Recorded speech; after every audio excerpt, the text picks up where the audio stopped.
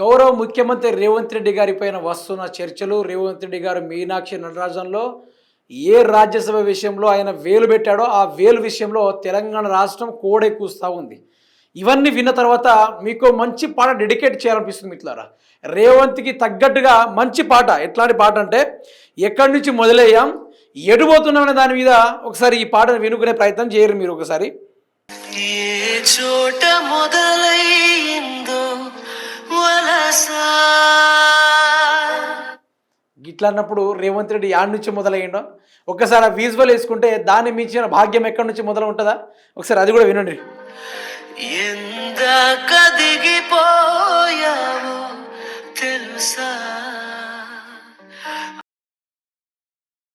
తగిలిన ఆశయం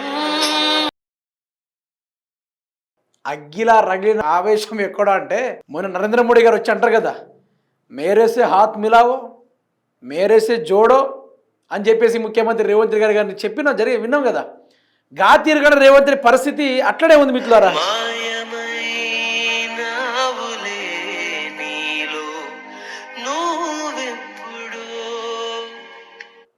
రైట్, మాయమైపోయిండు రేవంత్ రెడ్డి. ఎప్పుడో ఆయన ఎట్లా అనుకున్నాడు, ఈరోజు ఏ విధంగా అయ్యిండు అనే విషయాన్ని మీరు గమనించారా? ఎక్కడి నుంచి మొదలైన మన ప్రయాణం ఈరోజు ఎక్కడికి ఎండ్ వచ్చిందో మీరు చూసారా మిత్రులారా? ఒకసారి మనం మాట్లాడుకునే ప్రయత్నం చేద్దాం. మోడా అని ఎందుకు పెట్టినా అంటే మీరు ఒక్కటి ఇక్కడ చకచక్యంగా తెలుసుకునే కొన్ని విషయాలు ఉన్నాయి. రేవంత్ రెడ్డి గారు మొదలైన ఒక అగ్నిగుండం, ఒక ఫైర్ బ్రాండ్గా కదిలిన ముఖ్యమంత్రి రేవంత్ రెడ్డి గారు ఇలా ఫైర్ బ్రాండ్గా కదిలితే తెలంగాణ రాష్ట్రంలో దెబ్బకు సీఎం అయిపోయిండు. ఆషమాషి కాదు, ఆకలితో ఉన్నోడు ఎట్లుంటాడో పరిస్థితి ఆ తీరుగా రేవంత్ రెడ్డి తెలంగాణ రాష్ట్రానికి సీఎం అయ్యిండు. ఆషమాషి గాలే. తెలంగాణ రాష్ట్రాన్ని సాధించి ఆంధ్రప్రదేశ్ని గడగడలాడించి తెలంగాణ రాష్ట్రంలో కేసీఆర్ అనే మహానుభావుడు తెలంగాణ సాధించిన కేసీఆర్ని, అటువంటి కేసీఆర్నే ఎంపీ ఎలక్షన్లలో ఈ యొక్క ఎంపీ ఎలక్షన్లో బీఆర్ఎస్ పార్టీకి 0 వచ్చేలా చేసిన ఇదే రేవంత్ రెడ్డి ఈరోజు 100% నుంచి మొదలైన ఈ యొక్క యాక్టివిటీ ఈరోజు 0% గల పడిపోవడానికి కారణం ఏందో మనం వివరించుకునే ప్రయత్నం చేద్దాం. ఈ మధ్యలో వచ్చిన కొన్ని సర్వే రిపోర్ట్లు చెప్పొచ్చు. ఏమని? కేసీఆర్ గారు ఆషామాసి కాదు, కేసీఆర్ గారు 84 సీట్లతోటి 119 సీట్లు ఉంటే అందులో నుంచి బీఆర్ఎస్ పార్టీ 84 సీట్లు గెలిచే అవకాశం ఉంది. రాబోయే రోజుల్లో బీఆర్ఎస్ ప్రభుత్వం ఇటు కేసీఆర్ సీఎం అయ్యే అవకాశం ఉందని చెప్పేసి వాళ్ళు బాజప్తగా తేల్చెప్పేసిర్రు. ఇప్పుడు మనం ఒకటి గమనించాలి. తెలంగాణ రాష్ట్రంలో రేవంత్ రెడ్డి ప్రయారిటీ ఎట్లుందంటే ఇటు మినిస్టర్ కావచ్చు, అటు ఎమ్మెల్యేలు కావచ్చు, అదేవిధంగా తెలంగాణ రాష్ట్రంలో కాంగ్రెస్ కార్యకర్తలు కావచ్చు, తెలంగాణ రాష్ట్రంలో కొనసాగుతున్న ప్రజలే కావచ్చు, రేవంత్ రెడ్డి అని పేరు తీయగానే ఆపోజ్ చేస్తూ ఉన్నారు. ఏమని? 0 క్యాండిడేట్, ముఖ్యమంత్రిగా ఉండాల్సిన మనిషి కాదని చెప్పేసి తేల్చి చెప్తా ఉన్నారు మిత్రులారా. చెప్తా ఉన్నారు. దానికోసం తగ్గట్టుగానే ఈరోజు మీనాక్షి నటరాజన్ విషయంలో రేవంత్ రెడ్డి ఏదైతే వేలు పెట్టి కాంగ్రెస్ పార్టీని ఖతం చేయాలని చెప్పిండో ఆ తీరుగానే రేవంత్ రెడ్డికి ఈరోజు అధిష్టానం ఇదే ఢిల్లీలో రాహుల్ గాంధీ వాళ్ళందరూ కలిసేసి రేవంత్ రెడ్డిని సీఎం పదవి నుంచి దింపేయాలి. రాబోయే రోజుల్లో ఎవరైతే మినిస్టర్లో కొనసాగుతున్న సీనియర్ ఎవరైతే ఉన్నారో వాళ్ళకు ముఖ్యమంత్రి పదవి ఇచ్చేద్దాం. డిసెంబర్ 9న గ్రాండ్గా ప్రోగ్రామ్ పెట్టేసి సీఎంగా ప్రకటిద్దామని చెప్పేసి అధిష్టానం నిర్ణయం అయితే తీసుకోవడం జరిగింది. ఇక్కడ మోడ్ ఎవరిదానైంది మీకు ఎక్స్ప్లెయిన్గా చెప్తా వినండి. తెలంగాణ రాష్ట్రంలో కాంగ్రెస్ పార్టీ అధికారంలోకి వచ్చినప్పటి నుంచి ఏ సభలు ఎక్కినా కూడా దగ్గర 1000కి పైగా కేసీఆర్ పేరు తీసుంటారు. 1000కి పైగా కేసీఆర్ పేరు తీసుకుంటారు. ఏమని? తెలంగాణ రాష్ట్రాన్ని ముంచింది, ఆగం చేసిందని చెప్పేసి రకరకాలుగా మాట్లాడుకున్నారు. చాలా రకరకాలుగా అలా మాట్లాడుకుంటే తెలంగాణ రాష్ట్ర వ్యవహార శైలి ఎట్లయిపోయింది?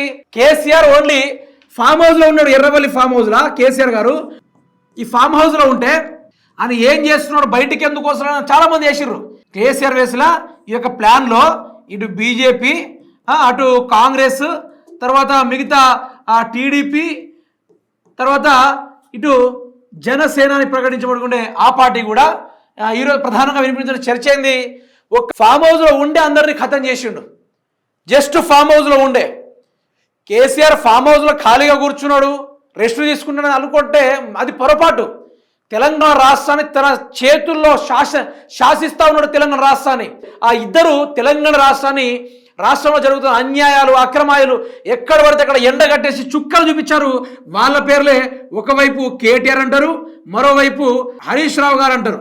వీళ్ళిద్దరూ చేపట్టిన ఆ ఉద్యమంలో ఈరోజు తెలంగాణ రాష్ట్రంలో కాంగ్రెస్ పార్టీ మళ్ళొక్కసారి నిలబడాలంటే భయపడుతుంది.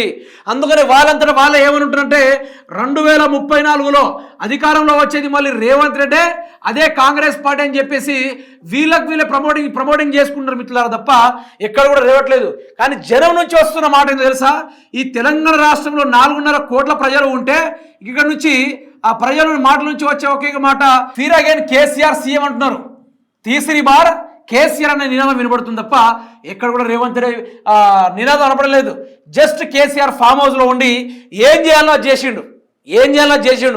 రేవంత్ రెడ్డి పేరు తీయలే, నరేంద్ర మోడీ పేరు తీయలే. కేసీఆర్ ప్రభుత్వం మీరు ఒకటి గమనించారో లేదో, కేసీఆర్ రెండే సభలు పెట్టిండు. ఒక సభ ఎలకతుర్తి సభ పెట్టిండు, రెండో సభ జగిత్యాలలో పెట్టిండు. ఈ 2 సభలతోటి తెలంగాణ రాష్ట్రంలో ఉన్న కాంగ్రెస్ పార్టీ ఖతమైపోయింది. మీరు గమనించారో లేదో, ఈ కాంగ్రెస్ పార్టీ 0 స్థాయికి పడిపోయింది. దట్స్ ఆఫ్ కేసీఆర్ పెట్టిన ఆ 2 మీటింగ్ల వల్ల కాంగ్రెస్ పార్టీ బలంగా దెబ్బ కొట్టింది. ఇదే 2 మీటింగ్లు. ఇక్కడ రేవంత్ రెడ్డి పేరు తీయలే, ఇక్కడ మోడీ పేరు తీయలే, ఇటు ఏ పార్టీలో కూడా కథలు కూడా బయటికి తీసుకురాలే. జస్ట్ ఫినిష్ చేసి పడేసిండు. ఆయన చేసింది ఇది ఫినిష్ చేసి పడేసిండు కాంగ్రెస్ పార్టీ వాటిని సింపుల్గా ఫామ్ హౌస్లో ఉంటూనే. ఇంకేం కావాలి? ఇప్పుడు రాష్ట్రంలో రేవంత్ రెడ్డి ప్రకటించిన సమస్యలు మీరు విన్నారా? రాష్ట్రంలో రేవంత్ రెడ్డి ప్రకటించిన ఈ యొక్క 420 హామీలని మాట్లాడిన ముఖ్యమంత్రి రేవంత్ రెడ్డి గారు. ఈ హామీల గురించి మాట్లాడారు, ఇది నెరవేరలే. తర్వాత ఈ యొక్క 6 గ్యారంటీస్ గురించి మాట్లాడిన ముఖ్యమంత్రి రేవంత్ రెడ్డి, ఇది కూడా జీరో. అయితే ఇన్ని చేసినా కూడా తెలంగాణ రాష్ట్రంలో 4.5 కోట్ల ప్రజలు ఉంటే ఈ 4.5 కోట్ల ప్రజలు ఏం చేస్తున్నారు మిత్రులారా అంటే, ఇప్పుడు వి వాంట్ కేసీఆర్ అంటున్నారు. కేసీఆర్ అంటారు తప్ప వి వాంట్ రేవంత్ రెడ్డి అనే ముచ్చట ఎక్కడ కూడా రావడం లేదు. వాళ్ళు అనే స్లోగాన్ ఒకటే, we don't need Revanth Reddy, we don't want Revanth Reddy అని చెప్పేసి వాళ్ళు నినాదాలు ఇస్తూ ఉన్నారు. ఇక్కడ మీరు ఒక్కటి గమనించాలి, కేసీఆర్ జస్ట్ ఫామ్ హౌస్లో ఉండి 2 మీటింగ్లు పెడితేనే ఇన్ని పార్టీలు ఆగమైపోయినాయి. వాళ్ళ పార్టీలో వాళ్ళే తగలబడిపోతున్నారు. అదే కేసీఆర్ స్పెషల్గా ఫోకస్ చేస్తే ఎట్లా ఉంటుంది? కేసీఆర్ స్పెషల్గా కాంగ్రెస్ పార్టీ టార్గెట్ చేస్తే ఎలా ఉంటుంది? కేసీఆర్ స్పెషల్గా బీజేపీ పార్టీ టార్గెట్ చేస్తే ఎలా ఉంటుంది అంటే, అది ఆయన టార్గెట్ చేయాలి అంటే దానికంటే ఒక వాల్యూ ఉండాలి. కేసీఆర్ అంటాడు, నేను ఒక పార్టీ గురించి మాట్లాడాలన్నా, ఒక నాయకుడి గురించి మాట్లాడాలన్నా నా స్థాయి సరిపోవాలి. ఏ స్థాయి? మాట తీరు కావచ్చు, డెవలప్మెంట్ తీరు కావచ్చు, ప్రజలు ఆదరించే తీరు కావచ్చు, ఆ స్థాయి ఉండాలి మనిషికి. బజార్లో కుక్కని గురించి చూపెడితే కుక్క గురించి నేను మాట్లాడతా, కానీ కాంగ్రెస్ పార్టీ బీజేపీ పార్టీ గురించి నేను బిల్కుల్ కూడా మాట్లాడని చెప్పేసి మాట్లాడేసాడు. ఒకవేళ టార్గెట్ చేసి ఎట్లుండో తెలుసా? మేము పోటీ చేయాలి, మాకు ఓటేయని అడిగినా కూడా భయపడేంత విధంగా కేసీఆర్ టార్గెట్ చేశాడట. అంటే భయభ్రాంతో గురి చేసుడు కాదు, ప్రజల్ని ఆ విధంగా చైతన్యవంతం చేయిస్తాడట. ప్రజలంతా మారిపోతాడు ఆయన మాటలు వినే. ఒక్కొక్కరి రక్తం కింద మీద పరిగెత్తేటట్టు మాట్లాడతాడట.